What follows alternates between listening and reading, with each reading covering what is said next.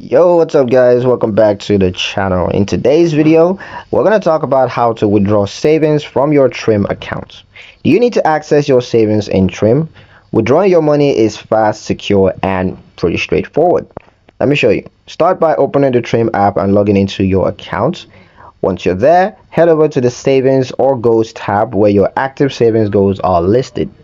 Now you're going to tap the goal that you want to withdraw from. Maybe it's your emergency funds or vacation budget. Inside, just look for a withdraw or transfer funds button. This is usually located at the bottom of the screen or in the goal settings. Tap that button and you'll be asked how much you want to withdraw. Enter the amount, whether it's the full balance or just a portion of it. Then you're going to choose the bank account that you would like to send the money to. This will typically be the same account that you use to fund the savings goals, but you can select any another linked account or any other accounts if needed. After confirming the details, just tap withdraw or transfer.